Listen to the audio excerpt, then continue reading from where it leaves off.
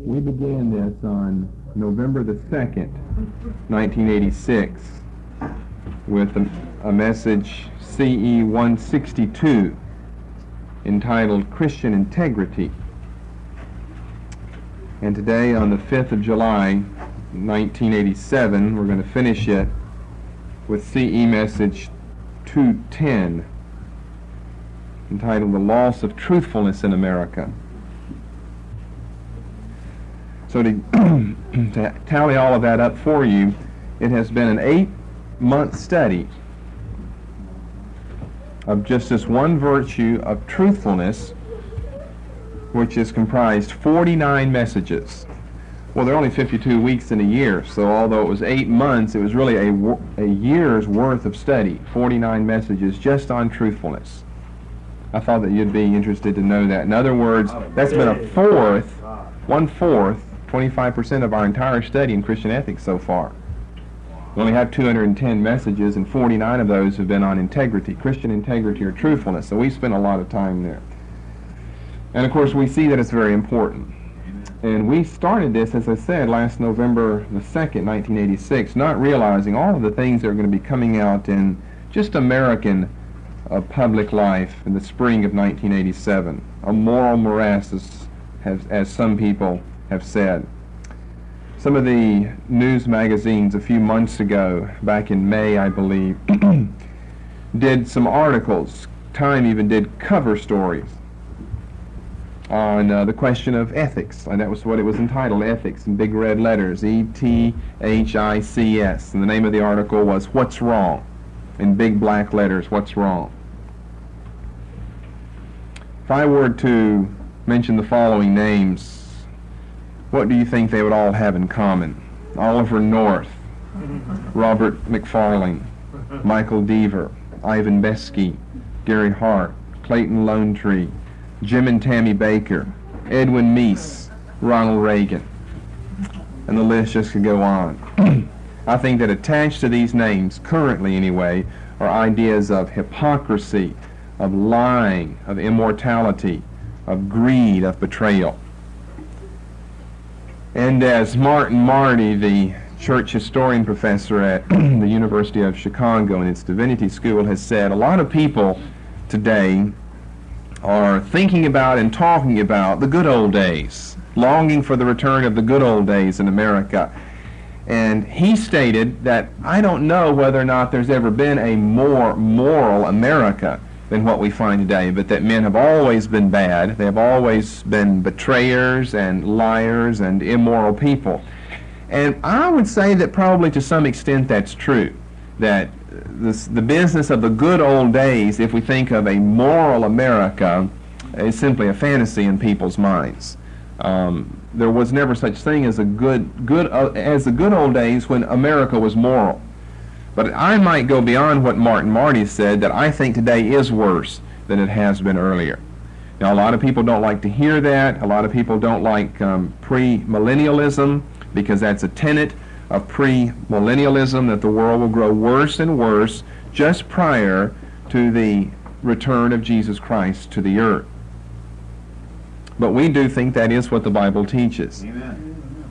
2 Timothy chapter 3, verses 11 to 13, that men will grow worse and worse just prior to the return of Jesus Christ. Now you see, that view is not saying that there haven't been horribly wicked times earlier in history, that history started off very good and it's gotten worse and worse and worse. It's not like it's just gone downhill. History and its morals and ethics has gone through cycles. It's gone up, it's gone down. There have been better times, there have been worse times. But I think times are very bad right now, and that they're going to get worse. Now, that is in spite of all of the humanitarian interests that are manifested in America and all of the humanitarian projects that are taking place. When I say in spite of, I could say more than that. I think that even the humanitarian interests and projects that are taking place in America today are a sign of the evil of humanity. Amen. There was an earlier time where, well, either just people took care of other people, and they did that whenever they could, or there was nothing that could happen, and those people just simply perished. when you have to invent, when by society and by governmental law and regulation, you have to invent societies and programs and things to help people, what you're saying is that the individual in his heart has lost compassion and has lost the ability to relate to other people. I'd say that's a sign of times growing worse, not better. Amen. And what I've seen through all of that, and we are seeing this, I'm getting ahead of myself, I know, and even going ahead to say this, because we're going to be discussing this later in ethics when we come back, but we are seeing more and more a centralization of the federal government in this country. Amen. Now, what I mean by that is that the states are more and more losing their power to pass laws as they see fit, and all of government, and see, this is one thing the Constitution was written against. I mean, we have to have a federal government to hold unity with the states. We can't have South Carolina deciding that it wants to become, like Canada or Mexico, just a separate country. We can't have states deciding to do that because they're part of the United States. They're going to affect us. But, so we can't have them leading, but at the same time, the founders of this republic did not desire to have such a huge behemoth organization known as the federal government as it exists today. And the federal government, even though it allows certain decisions to be made by the states, it holds sway over them, such as if you don't do this, we'll cut off finances. You get people going over 55, remember Vermont was one of those states, there were 3 of them and Vermont was one, we'll cut your finances off then. Well, that may sound like, well, the states are free. Let them go whatever speed you want to go. That's not so. The federal government will step in. Most of the money for all of these programs that are done doesn't come from state money. I mean, and this little old state of ours, Vermont, what do they have, a $60 million surplus now? It takes that in New York City just to sharpen pencils a year, $60 million. It's just like this state, $60 million. What a surplus. These other states, we're talking about billions and billions of dollars of taxes, and either red or black, you're in one or the other. We think we're doing so well with 60 million, but maybe 60 million goes further in Vermont than it does in other places. But still, the federal government is the one who steps in and underwrites financially all of these huge programs that are taking place. And you say, well, now, how did you get off on that? What I'm saying is, maybe Orwell's view of the future was not exactly right. Maybe Orson Welles' view of the future was closer in some of his writings, what he had to say. It's this big brother mentality, no doubt about it.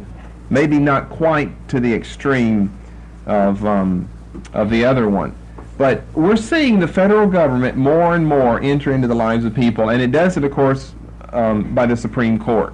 The Supreme Court passes all of these laws that then become laws in all the states out there. We're seeing our country get worse. We're going downhill. We've had a liberal court. Now we hear that perhaps we're going to end up with a conservative court before President Reagan ends his second and his last term, because of Roosevelt. That's all the terms they're going to give you anymore today. That may be true, but if it is, it'll go back downhill to liberal again. And what do you mean by conservative anyway? Yeah, that's right. One of these articles has to say that ethics, which is a subject often dismissed as a prissy Sunday school word, is now at the center of a new national debate. Put bluntly, has the mindless materialism of the 1980s left in its wake a values vacuum? I think that beautifully states the whole article. Has the mindless materialism of this country. I'm a firm believer of the fact that what we thought would turn to our good, the Industrial Revolution, the advancement of science and technology, will work to our evil. Amen. We have whole new problems that were never dreamed of earlier by medical doctors concerning ethical decisions of the so-called quality of life of patients. When earlier, once your heart stopped beating, you pretty much just died. And if you lost too much blood, you just died. You didn't have blood banks to get blood. You just died. And now with the increase of technology and the advancement of science, we're entering a world where it's just almost impossible to make decisions. And you notice that's where we are in America. You can't even make decisions. The politicians can't even make decisions. Everything is just, they're just going to lame duck their way through or filibuster because we can't make a decision what to do. Because we've got this special interest group that has all of its arguments. Take the whole question of ecology. We've got one special interest group that tells us, we are losing species to extinction at a faster rate than at any time in history. We're losing our flora and our fauna faster than any time in history. And once something becomes extinct, like the Florida dusty seaside sparrow, it's gone. Once it's gone, it's gone. And this company that's cutting all the redwoods outside of the national forest out in California, cutting redwoods that are 500, 800, 1,000 years old just to build houses. The bottom line is profit. Mindless materialism. One redwood tree, I forget the board feet you get from 1,000-year-old redwood tree. I mean, you've seen a little oak tree. Can you imagine a redwood tree, the number of houses in the hundreds that you can build from one tree? Well, that's pretty easy. You don't have to go over a whole forest collecting trees. Just chop a couple of those, about 6 of those giants down. You can build thousands of houses with the board feet of lumber you get out of 1 or 2 or 3 of those trees there. But once those trees have taken thousands of years to grow, and there are not any new ones growing out there, we take care of that with the smog from LA. So once they're gone, they're gone. So the ecologists are out there saying, watch out for this, watch out for that. But we got to feed this country. We got to supply goods and services for this country. Factories have to be built, and airplanes and automobiles and all the toxic waste that you're going to get from building things. You got to have that. Where you're going to put all of that? See, I don't see any way out of it. You can't have ecology and industry at the same time. You just can't have both of them. Not at the rate that we're seeing, the rate of industrialization that we're seeing today. You just can't have that. You're going to run out of things. I really wonder whether or not it's true, these reports that I've read and that others have seen. They say, eye to eye, the tops of mountains here in northern Vermont, that they are dead. All the trees are dead. Because the greatest concentration of industry in the United States is on the eastern seaboard. We've got Boston, and you've got New York and Buffalo, and you just go right down the eastern seaboard, and you get down there near Virginia Beach and Norfolk and all of the military installations there. And the reports in my files are just frightening. The thousands of tons of toxic waste that are being poured into the rivers and streams and lakes and oceans around us. It's frightening what's happening. And how can you get around that? You can't, except you close down all of those factories. And what will prevent us from doing that? Well, he calls it mindless materialism. We've got to have more, we want more. Just greed and this lust for materialism. And he said this word, ethics, that's often dismissed as a prissy Sunday school term, is now at the center of a new national debate. And we happen to be right in the center of this in our studies here. All of these people, we don't have to study industry and ecology. Those don't have the answers, those hold the problems. Amen. The thing that holds the answers would be the Bible, Right. the biblical message, the biblical revelation. Amen. And to answer questions like that, more specifically, would be the subject of doctrinal, biblical, revelational ethics, what we've chosen to call Christian ethics. Put bluntly, has the mindless materialism of the 1980s left in its wake a values vacuum. We don't have the same value system that we had at one time.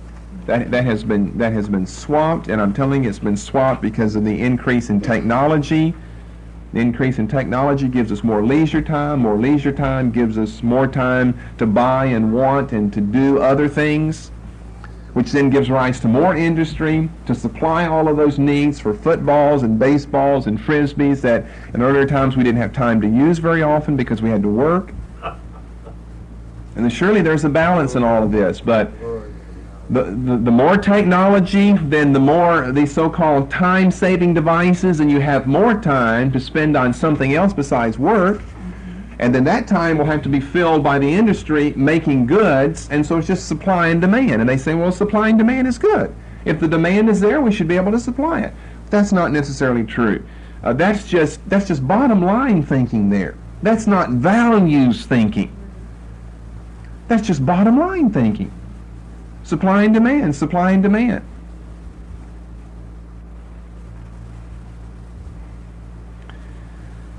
He writes, "It's not accidental that the country's favored metaphor is sports. A factual world of detailed rules and final scores where armchair disputes can be resolved by instant replays." In other words, sports, it's something so nice and neatly packaged. You either win or lose. You either have 1 point or 2 points. You can't kind of somewhere be in between, like ethics and these type of questions are. He said that's why it's become a favorite metaphor of ours, because it's factual, it's definite, it's precise. Questions of what constitute right and wrong are far more troubling. But there comes a time in the life of a nation when they must be addressed and not avoided. I find this interesting that these secular journalists are writing this.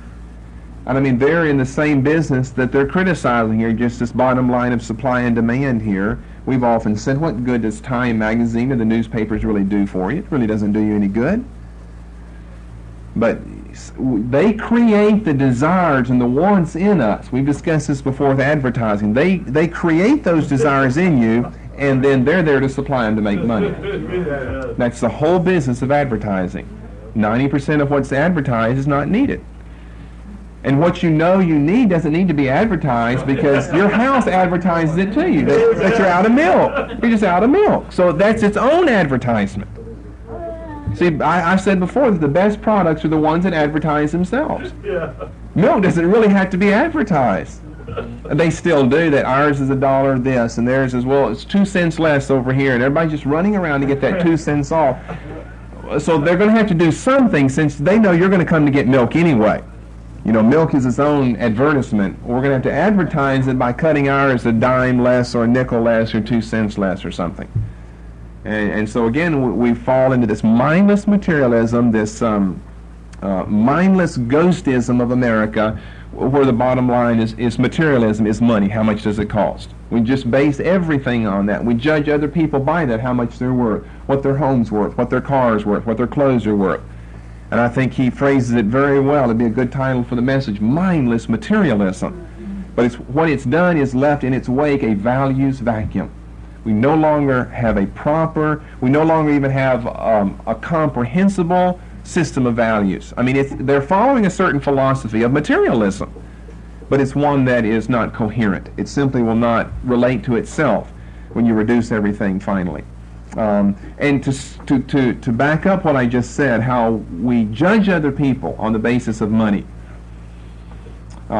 This has come out in the news media several times recently, how President Reagan, a multimillionaire, as all presidents are today, but he's one who puts a lot of faith and trust in money and in how much other people have.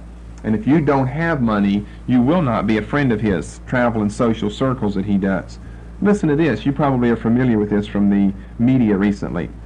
For Reagan, money is the measure of achievement, and he has left no doubt that he prefers the company of the wealthy. And if you remember the sad, sad story of Robert McFarlane, who tried to commit suicide, his whole business was all these other people in the president's cabinet, like Schultz and Reagan and all the others, they're self-made men, multimillionaires because of their business endeavors. And what was McFarlane but a man of organization, a man of the military, who didn't make money the way the others did. He's got some money, but not like the others do.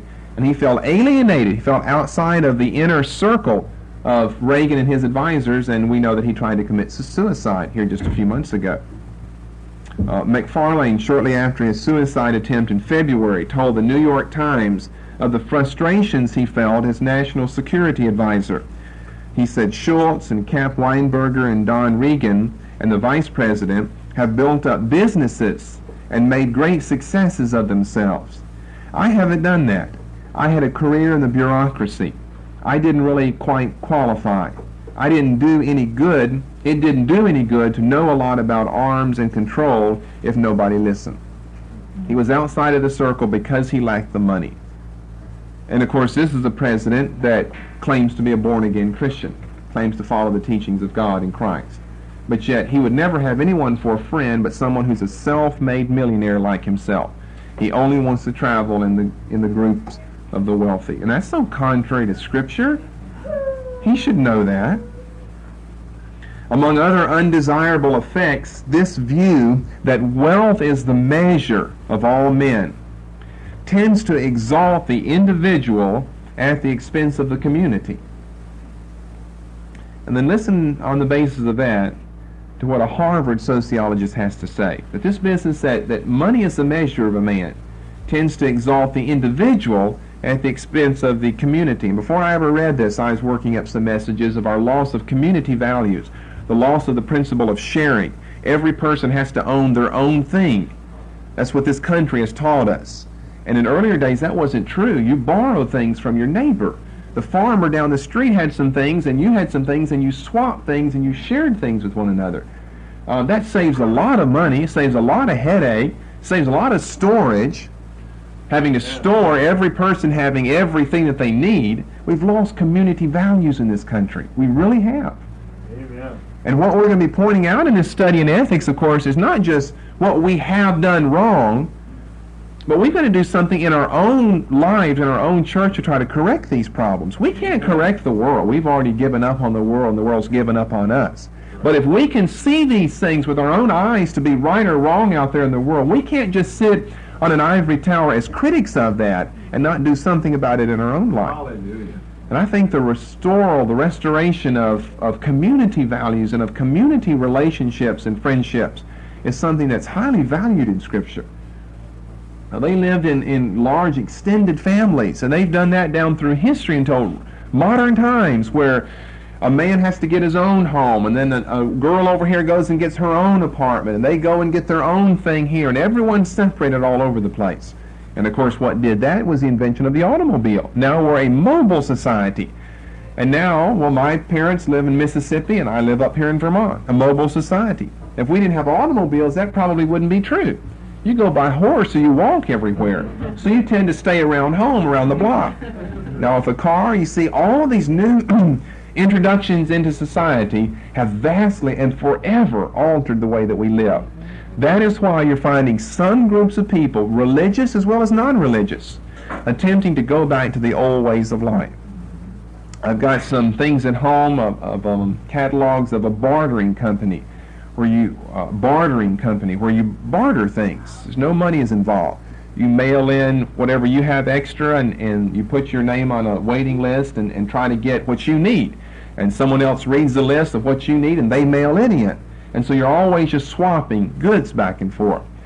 As I say, you've got non-religious groups that are trying to return. Why is it so many people from Connecticut and from Boston and from New York own homes here in Vermont? I mean, they're telling us something about the inconsistencies in their own lifestyle. What they really like is Vermont, but of course, the money is to be made down in New York and Connecticut and Boston. So you can't live here, but you can come here on the weekends or come here during the summer and take your vacations here. See, that's an incoherent, inconsistent system of values right there. They know that Vermont, or just the country life, is a better lifestyle to live. But they know they can't make the money here that they can make down there. They're confessing their own inconsistencies by buying a summer home here in Vermont. They don't even see that a whole philosophical train of thought goes into purchasing a summer home here in Vermont while you live in Manhattan or Queens or something. You're manifesting a certain philosophy of thought. You're manifesting bits and pieces. Very few people have good, coherent philosophy today. Bits and pieces you picked up of various philosophical systems. Some of it's kind of post-Christianism. You've got, some type of Christian leaning, but I'd call it post-Christianism. And we live in a very post-Christian society today. A very, what I would call, and what R.C. Sproul calls a secularized world versus a pagan world. The pagan world was a pre-Christian world. If you're living a non-biblical life after the cross, and you've been introduced to Christianity, which Western culture and civilization certainly has, it's a post-Christian society, which is secularization. It's strictly a post-Christian phenomenon, the secularization of society, where you've got, just about everyone in this country knows about 10 Commandments, knows the Golden Rule, knows the chapter on love.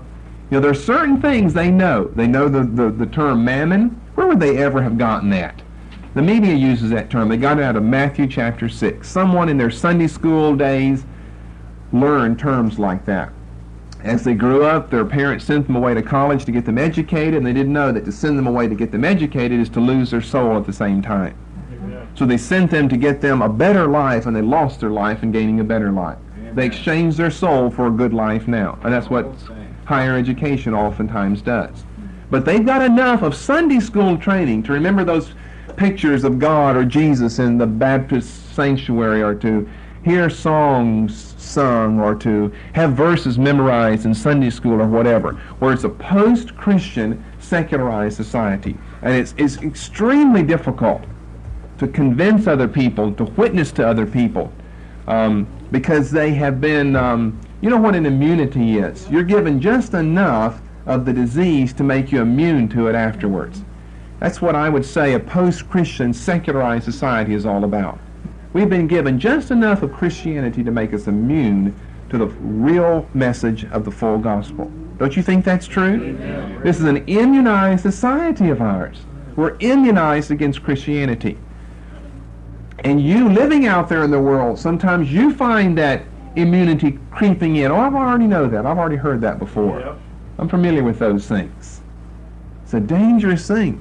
So difficult to witness to people. We were playing tennis yesterday, or last night, I guess it ended up being, and there's a man from Buffalo we met and we were really witnessing to, myself and another brother here. I was doing most of it because he was still hitting, and he was very friendly, so I wanted to go and strike up a conversation. And he's from Buffalo, and they vacation every year, the 4th of July, I think a 2-week vacation in Poultney, Vermont, of all things.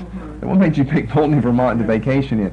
Well, his reasoning was the same thing. He works for GTE in Buffalo, in a very urban, industrial type setting there. And well, he said, whenever you get out of Buffalo and you cross the line and you come over here in Vermont, he said, there's just a different smell to the air. And he went in all this romantic poetry and the mountains and the greenery. And he's expressing the same thing.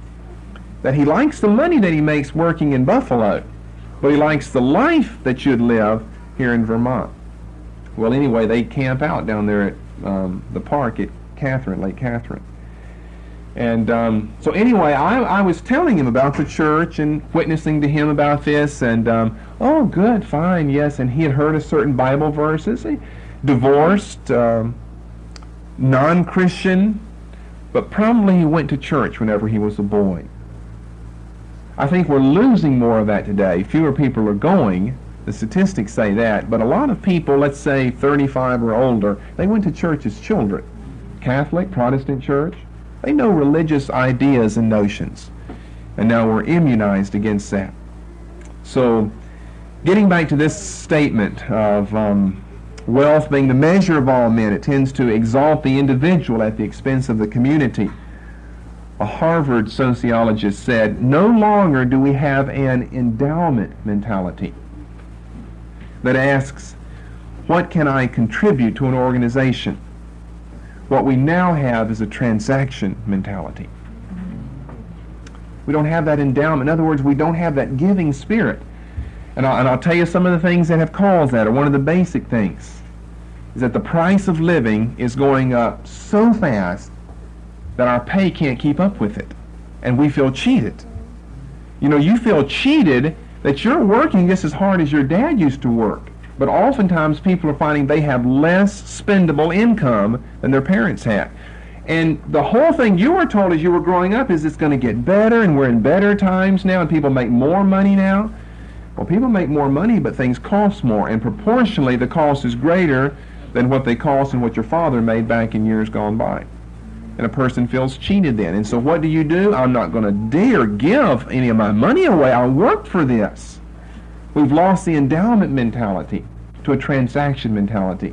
We'll give someone or something money as long as it's in a system of exchange. We get something in return. We're not just going to give an outright gift. Now, of course, some people still do.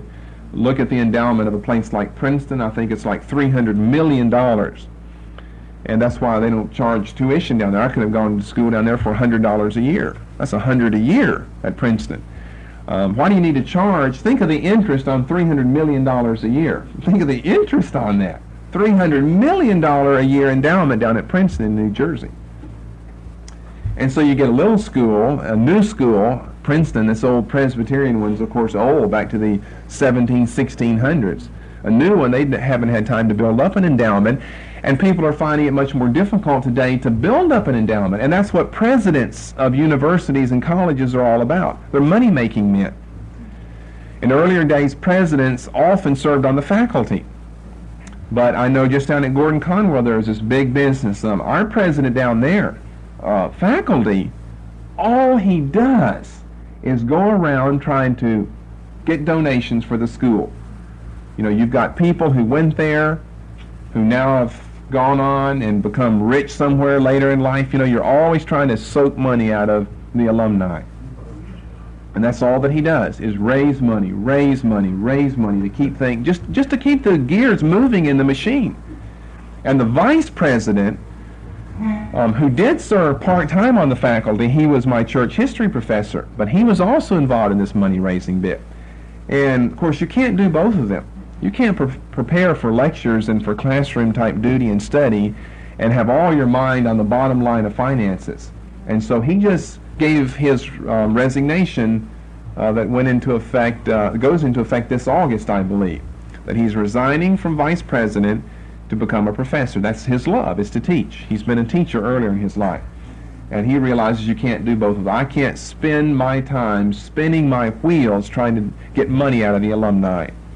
But my love is in teaching. So this is what materialism has done. Materialism is we want more for myself. I want more for myself. We've lost this desire to help, to share some of our excess with other people. It's not even spoken of as excess anymore, because excess is meant for investment, which is going to cover inflation and the deflation of the dollar later in your life. So you don't ever have any excess. Everything you need, everything you earn, you need either for now or for the future, they say. Earlier times people didn't think that way.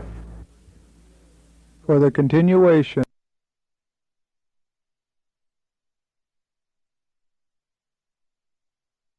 Now or for the future, they say. Earlier times people didn't think that way. You would use what you have for now, and if you had some extra, well, the future would take care of itself, because you're going to make more in the future too. So in the future, what you make will take care of the future. So if I have some excess now, I could share this with a less fortunate individual around me. We're losing that desire. We're losing that ability. We can't even comprehend that anymore. And so when the New Testament biblical message comes along telling us it's more blessed to give than to receive, then we revolt against that. Our calculators revolt against that. Our minds, our desires revolt. I mean, even our desires revolt against that. It'd be one thing if your calculator did, another if your heart's desire revolts against that. It's because we've been trained with this materialistic spirit here that's just killing society. You know, America glories in the rich and the famous. It glories in them, makes idols of them. And yet, what does Galatians 6 tell us? As a man sows, so shall he reap. See, these people out there in mindless materialism, they're not going to escape. As a man sows, so shall he reap. I just find it such a privilege, and it's just awe-inspiring that as I think I said Friday night, that the true eternal issues of life and death are discussed and thrashed out and settled with biblical true conclusions right here in the church. Amen. Not in Washington, not at Harvard, not at Princeton, not at the University of Chicago, not at Berkeley, not at Yale, not at Stanford. They're settled right here in the church. Glory to God. We're so looked down on by these people, but look what's happening to these people. They're running out of fuel, and we've been saying that all along. And now what does this writer say? There comes a time in the history of a country where it has to face moral questions. Well, that time is all the time. You can't just say, well, we're going to face it now, and hopefully this will take care of the next 200 years of our existence. I find it so fascinating and ironic that those people out there who look down on us desperately need what we're studying and learning here in Christian ethics. Solves the problems to life. They look down on us so much, and what we have, they desperately need. They don't have answers. They're confused. They don't know what to do out there. There are so many special interest groups lobbying at the Capitol and lobbying at the White House that it's impossible to satisfy all of them. Take something as big as the National Rifle Association. Oh, they have a huge multi-million-dollar lobbying force. You don't want to come against the National Rifle Association. And one way you would do that is outlaw handguns, or outlaw guns, period. But this law they're trying to get passed, outlaw handguns for people to have. Because the National Rifle Association realizes it's just one step from handguns to shotguns to rifles to ammunition, and we're out of business then. And they'll fight, you watch it, it's happening right now, they'll fight for all they're worth not to have these laws passed against certain forms of ammunition. I mean, they've already had them passed against certain forms of guns. We call them machine guns. Technically, they're automatics. You cannot have an automatic. You can have a semi-automatic. Sometimes I think people call semi-automatics automatics, but that's technically a mistake. A private citizen without a special license cannot own an automatic weapon. It's essentially a machine gun. And for obvious reasons, they're too deadly. You push the button and hold it in, just rat-tat-tat-tat-tat. Now a semi-automatic, you push the button and fire. You can keep pulling the trigger and firing one after the other like in a 5-shell shotgun. But what have they said? What has the government said? I remember this was the big argument down south as the laws were passed that you could only have 3 shells for a 5-shell chamber. Why? You might kill too many animals then. And I never hunted with one of those. I always hunted with a single shot because I thought it was better sport. If that bird gets by and you missed him with one shot, he deserves to get by, I would think. But when you're there with the machine gun, that's hardly sport, you know. When you got 5 big old wads in that shotgun, surely that duck's going to come down. That's hardly fair to the duck with all of those shells in there. So, so I happen to agree with that, but there was a fight about that. You know, how many slugs, how many shotgun shells do you allow in there? Is it 5 for a 5 chamber, 3 for a 3 chamber? The best way to do it, I always hunt, and I still hunt with a single shot. You try to hunt dove with a single shot, and you either get good at it or you give it up. Because you only have one chance. And a dove, you ought to see a dove when he's coming over a cornfield and he spots some hunters down there. Well, you've seen a dove in flight. Those are the quickest. They can dart and flit around here and there. They can stop on a dime in air and take off another direction. Almost like a hummingbird up there, they're so fast. And you got to know how to hit them, and I learned how, you see. And that's one thing that I thought, well, if you use a single shot gun, I'm sure you'll get better. If you know I've got 2 or 4 more shots, then you just hold it up there and just start pulling the trigger. Just aim in the general direction, and eventually he'll come down. Of course, squirrels, which is what I like to do now, they're not quite as difficult as dove, because I've shot and missed and cranked it open and loaded again and got him before he left again. Maybe that was unfair, but I gave him 10 seconds to leave. But most of the time I try to get them on the first shot. I think it's a fair way to shoot and hunt. Certain laws that have been passed I think are good.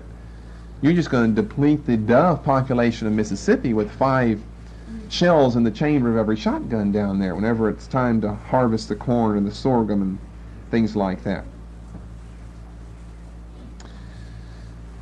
Well, more to what this man has to say here. I'm reading some things out of this article just because they say them so well. So the sleaze factor in President Reagan's administration is merely symptomatic of the materialistic excess that has turned the 1980s into the my decade. A time when by one's possessions thou shalt be known and judged. Now where did they get their thou shalt there? They got it out of the KJV. This person is familiar with the King James Version of the Bible. A time, the my decade, a time when by one's possessions thou shalt be known and judged. And it goes on to give a little bit of Michael Deaver. You know what he did? He was the image protector and projector of the president according to every whim of Nancy Reagan. And whenever he quit over the fact that he couldn't live on $60,000 a year.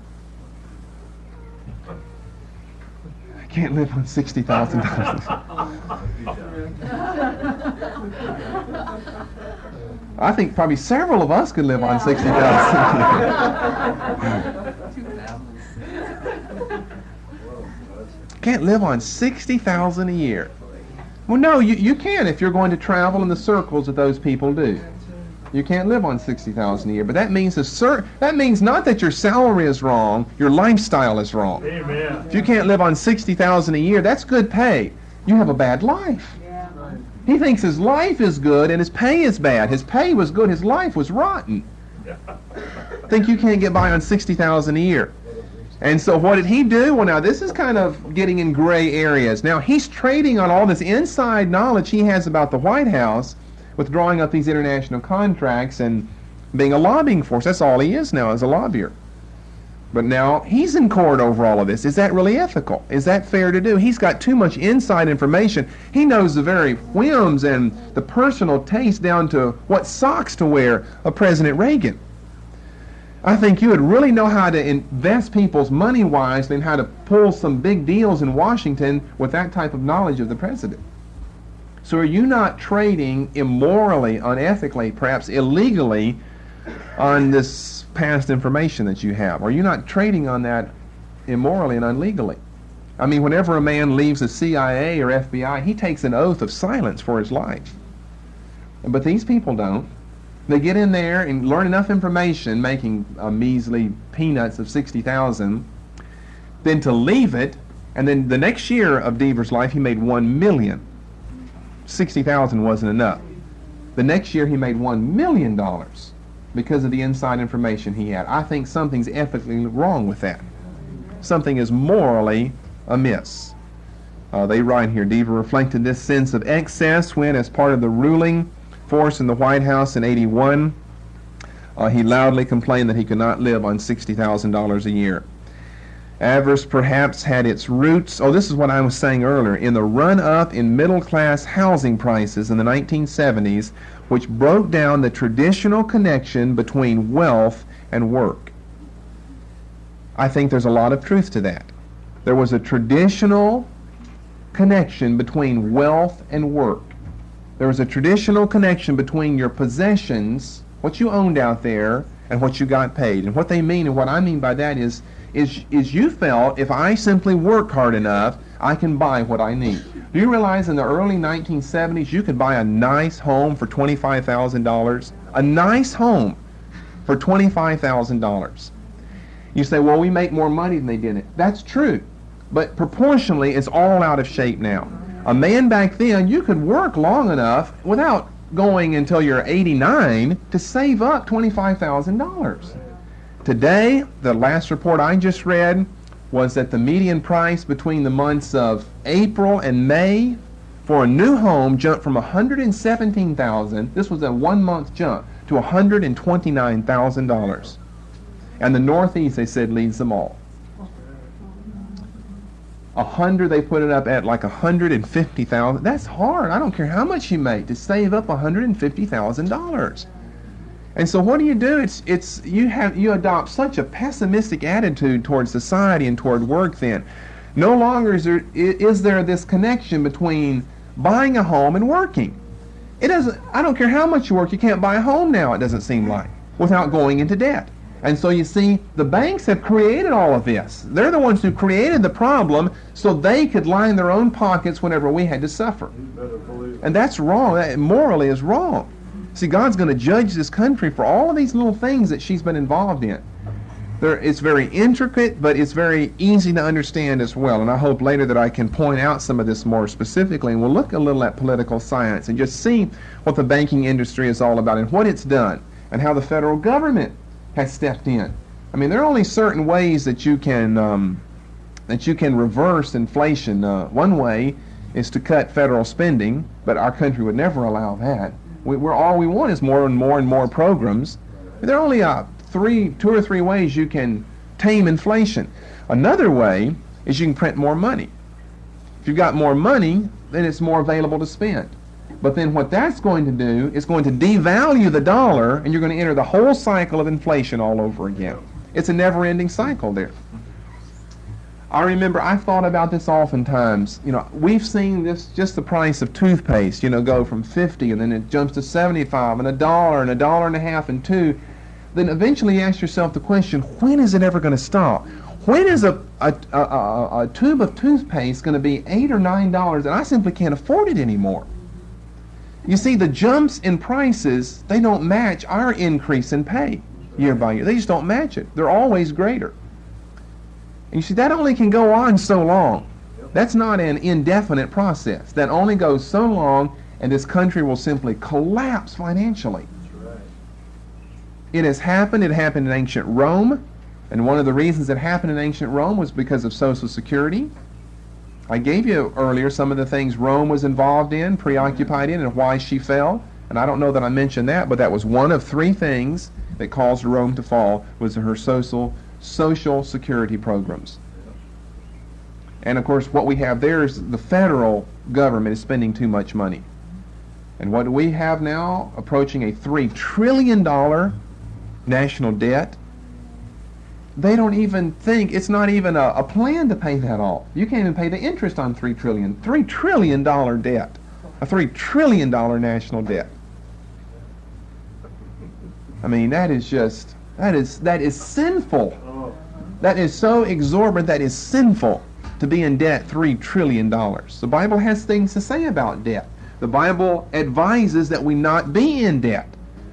The one who borrows money is a slave to the one who loans it. That is the advice of the Scriptures. And it makes all the sense in the world. And I think as we see times get worse and worse, we're going to be in trouble. I'm not a prophet, so I can't predict. And I have no crystal balls.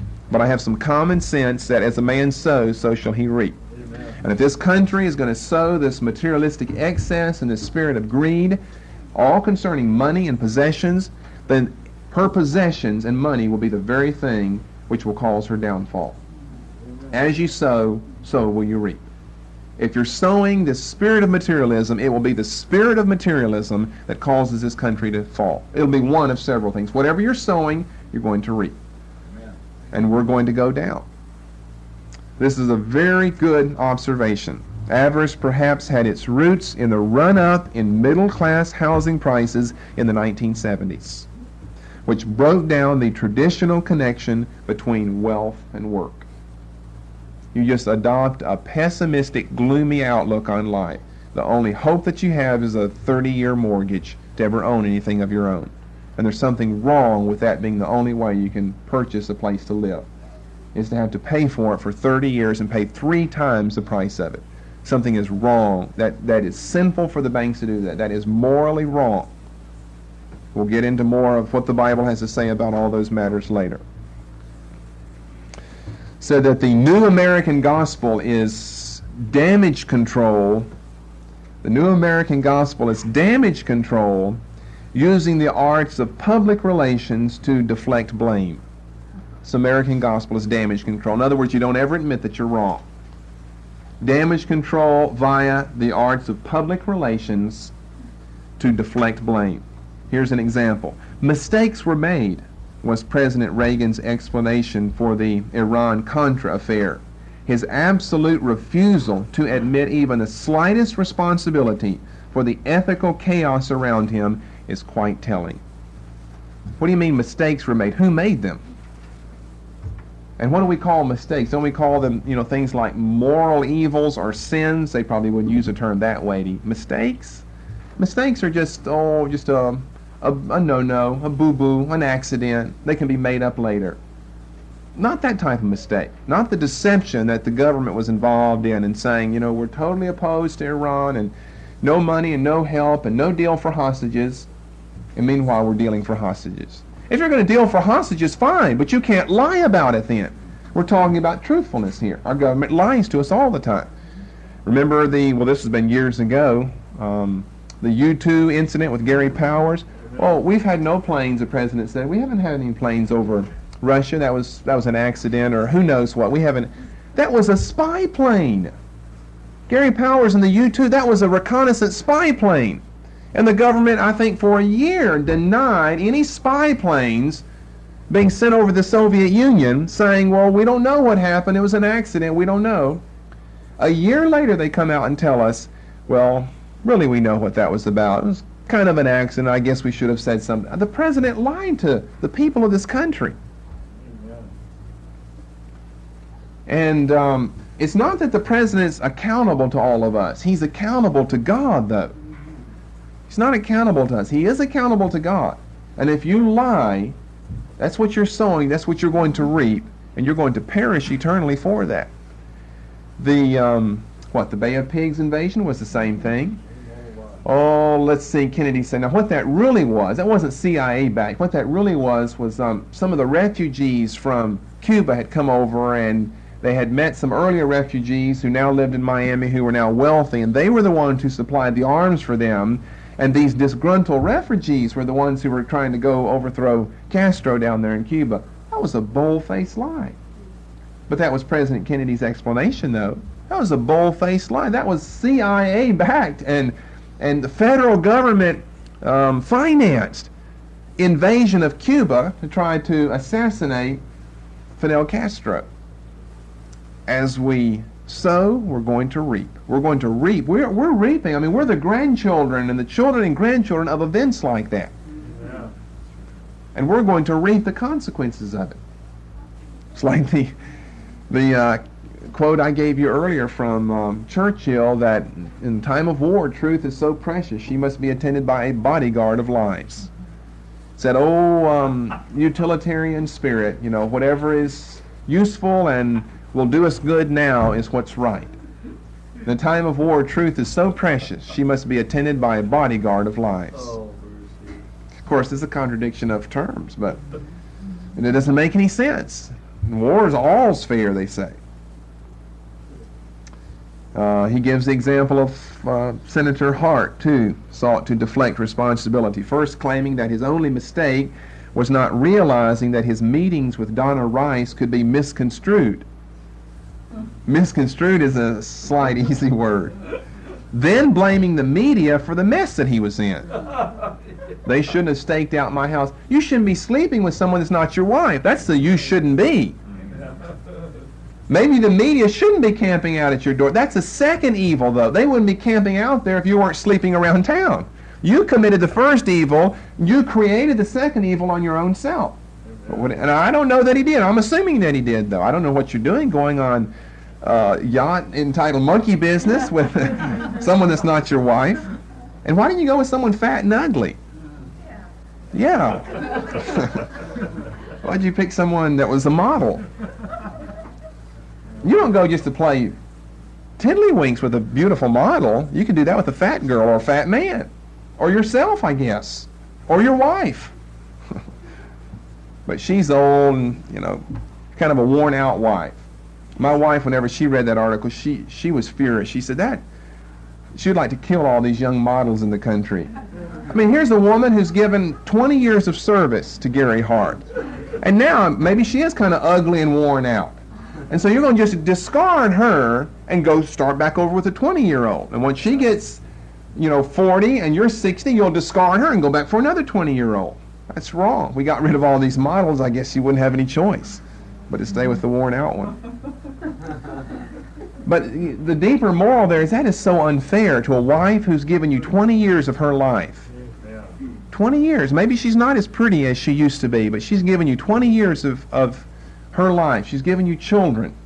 And now you throw her out for some sleazy model. So that's a second example of Hart. Even Jim Baker, let's don't leave him out. I like this description of him. Even Jim Baker, who by profession alone should have an intimate acquaintance with the theological concept of sin. If anyone should know about that, he knows it's not mistakes or the misconstruing of something. Who by profession should have an intimate acquaintance with the theological concept of sin, resisted simply confessing his affair with Jessica Hahn. Let that go on for 6 years, and then he says, well, someone tricked me into it. And instead of just confessing sin, it takes two people to tangle. Instead of just confessing sin, 6 years ago, he hides it 6 years, and when it comes out, then he lies about it. And this writer, who's just a secular writer, has enough insight to say that he's got a theological framework of knowing right and wrong, and he can't even discern between what should be done and what shouldn't be done. I said a moment ago that America glorifies the rich and the famous, makes them idols, cult figures out of them. No longer do you have, Norman Rockwell's paintings. I always enjoy Norman Rockwell's paintings of the common man, the common people, just at a storefront somewhere. Very vivid pictures, choked full of details if you're familiar with Rockwell's paintings. But we glorify the celebrities in society. Again, this article goes on, any moral crusade, if we try to stop this moral problem in America, will run smack into the messages conveyed by America's celebrity-obsessed national culture.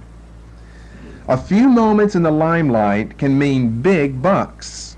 A book contract, a speaking tour, a TV docudrama. All Fawn Hall had to do was reveal that she helped North destroy documents, and suddenly Farrah Fawcett Majors was on the phone with plans to make Hall the heroine of a feature film. Sidney Biddle Barrows, the Mayflower Madame, remember, down in New York? Sidney Biddle Barrows discovered there was even more money to be made from talking coyly about the subject of sex than in running an upmarket escort service. She sold her book rights for $250,000. And Candice Bergen will portray her in the film version of Mayflower Madame. That is gross and filthy.